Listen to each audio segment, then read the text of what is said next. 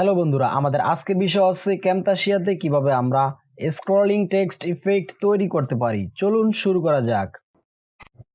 টাইমলাইনে আমাদের দুইটি video clip আছে। প্রথমে আমাদের একটি টেক্সট নিতে হবে, তার জন্য আমরা যাব অ্যানোটেশনস।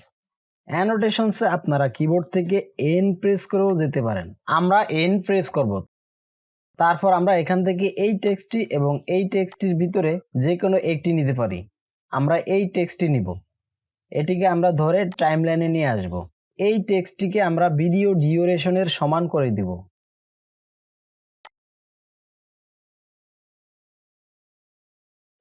এই টেক্সটটির উপরে আমরা ডাবল ক্লিক করব। ডাবল ক্লিক করার পর আমরা যাব টেক্সট প্রপার্টিজ। এখান থেকে আমরা ফন্ট চেঞ্জ করতে পারি, কালার চেঞ্জ করতে পারি এবং এখান থেকে আমরা রেগুলার ইটালিক, বোল্ড ইটালিক আমাদের ফন্টকে এভাবে চেঞ্জ করতে পারি। সাইজকে আমরা বড় ছোট করতে পারি এবং এখান থেকে আমরা কাস্টমাইজ করে নিতে পারি আমাদের ফন্ট। আমাদের আগে থেকে কপি করা টেক্সটটিকে আমরা এখানে পেস্ট করব। এই অ্যাঙ্কর পয়েন্ট ধরে আমরা বড় ছোট করতে পারি। এখানে 3টি লাইন আছে, আমরা একটি লাইন করব। এই টেক্সট লাইনটিকে আমরা ভিডিওর ডান পাশে নিয়ে যাব, একদম স্ক্রিনের বাইরে।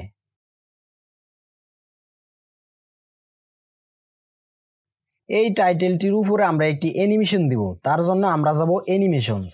এখানে আপনারা কিবোর্ড থেকে এ প্রেস করেও আসতে পারেন। শর্টকাট ওয়েতে আমরা এই অ্যানিমেশনটি ইউজ করব। তার জন্য আমরা রোলারটি কিছু দূর এগিয়ে এখানে আমরা শিফট এ প্রেস করব। এখানে আমাদের অ্যানিমেশন অ্যাপ্লাই হয়েছে। এখন আমরা দ্বিতীয় অ্যাঙ্কর পয়েন্টটি ধরে আমাদের ভিডিওর শেষ পর্যন্ত নিয়ে যাব।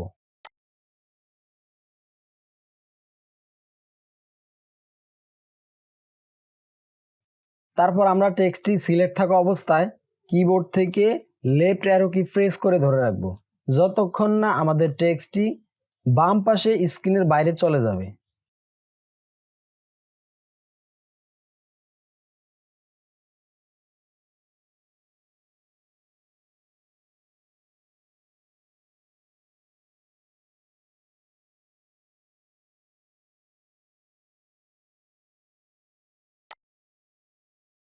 সো এবার প্লে করে দেখি।